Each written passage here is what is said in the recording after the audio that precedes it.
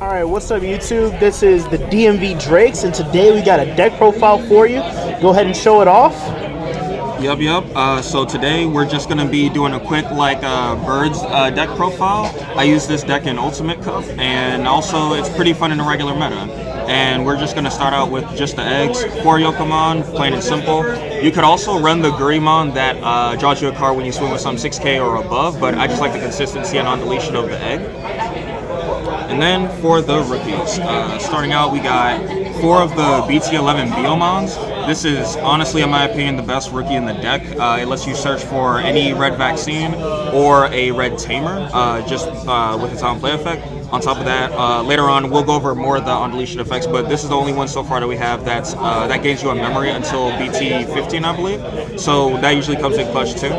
And then we got the Warp Bio. Now, a lot of the times people are kind of iffy on this one because the warping is kind of, sometimes it's consistent, sometimes it's not if you don't see the Christie, because you need to bounce a Christie Daemon back to hand in order to actually warp in the first place.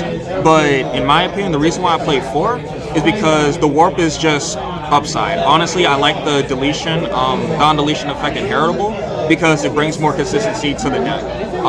And honestly, I think that's just going to be a common trend whenever anyone plays this deck, is that the card draw ends up just saving you from a lot of situations.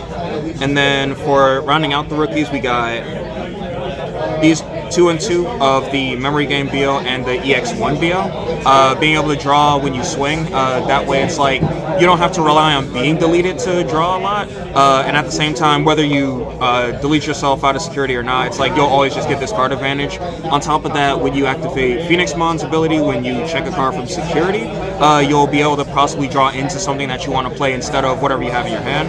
And then this Biomon is always good because when you could just swing with it for a free check. If it gets deleted, you get more memory. And then Zujaomon is also in the deck, and then when it pops this, you get an additional memory to keep your turn and extend your plays. So I just like that 2-2 split for now. I think you could also run Floodgates in those scenarios, like Red Gaussmon or Solarmon, but it just depends on your local meta. Then for the 4s, we have the BT-13 Bergermon. With blocker and on deletion, you can play a Tamer for free. And then we also have the 3 of the Aquilamons that can pop a Floodgate, or on play, or when Digivolving. Thing I like about this Bergermon, it allows you to just keep putting Tamers in play once you delete a level 5 or above. And the blocker surprisingly came in clutch more times than I thought it would. And then the Aquilamon. So this regular ability is actually pretty good for Floodgates that would, like Pomomon, that would prevent you from playing anything by an effect, because that's going to be like, the whole purpose of your deck. So this is really good. And then of course the Inheritable is just consistent. Nothing really much else to say about that. Then, to round out the 4s, we have the BT-1 Bergermon and Aguni. So, Aguni is a variable, so it can't be searched, but we only play it at 1 because we play so many Tamers in the deck. This Bergermon is really cool because when you check security with Pheonixmon, a cool combat trick you can do is that once the security is checked, the battle and stuff doesn't happen yet. So you could play this Bergermon out, give that Pheonixmon an additional security check if you know it's not going to die, and then, of course, once that effect resolves, you can give it Rush with Akio, and then the other check from Pheonixmon is going to happen. Then you can just swing with this once you give it Rush. So there's a lot of cool things that this Bergermon could do. It, whenever your opponent thinks that you don't have game or whatever, it just always surprises them. For the 5s, we're just going to keep it plain and simple. Just 4 and 4 of each of the Garudamons. This one is a blocker and also plays something on deletion just like the BT-13 Bergermon. It's just consistent like that. And then this Garudamon allows you to play another Tamer, and then on deletion you could pop a champion or lower. This Garudamon is usually really good to go into when you warp, because you could play the Christie back and then give it the same on deletion effect. That way you could be able to swing next turn, and then you could do other stuff like play Akio, search for something, and honestly it's just all around way better than I thought. This Garudamon though, I feel like it saves games with its blocker, especially since it's a bigger body. And then of course, I don't really have to explain the being able to play a Tamer for free. You definitely want to be able to do that more often than not. For our champions, I mentioned Pheonixmon earlier. Its your turn effect is that whenever a card is removed from your opponent's security, you get to activate one of its on-deletion effects, and I talked about that with Digimon earlier.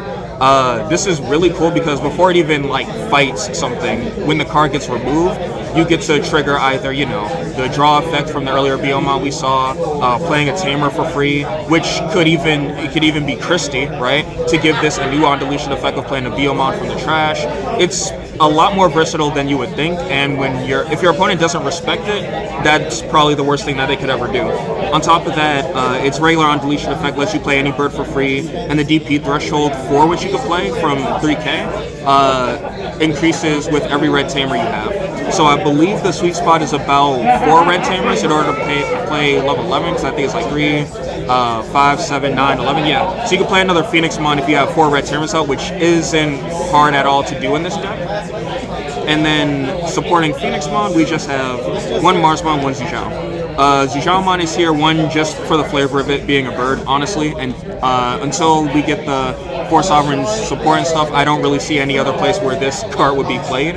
But it's really cool because if you delete all of your other birds and stuff, especially the Biomon here, it gets a sec check for everything that you delete off your opponent's side, but it gains memory for every one of your things that gets deleted. So if you have other birds out and whatnot that probably want to be deleted in general, it can easily keep turn.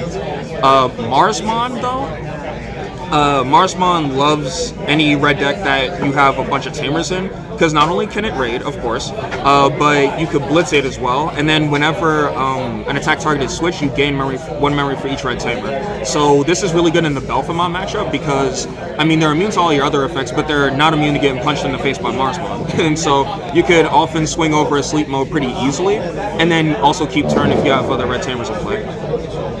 Speaking of which, we have 4 Avakio. So far, I think this is non-negotiable. Even when this gets more support in BT-13, it searches any red vaccine and it gives anything that you play by effect rush, or any bird at least. And so this enables the plays that I described earlier with Digimon and everything. And honestly, it just keeps the aggression pretty up there in this deck. And then we have 3 Christie.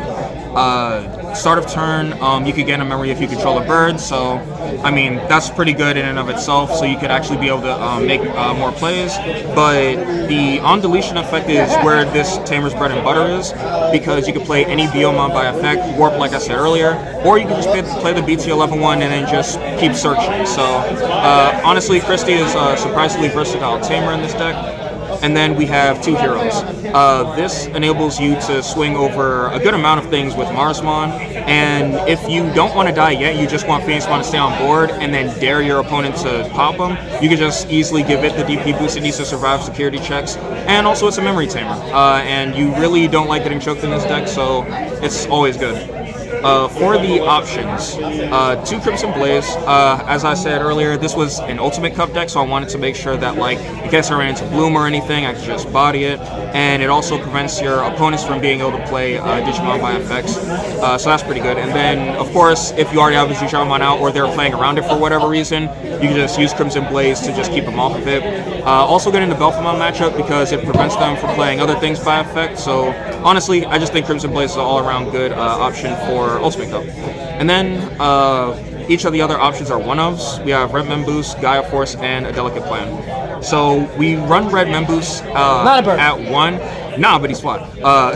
We run Red Memboost at 1 because we have so many searchers in the deck and so much card draw that I honestly don't think you need more than 1. And honestly, you really like it for the memory gain even more than the search in this deck, so it's really good for that.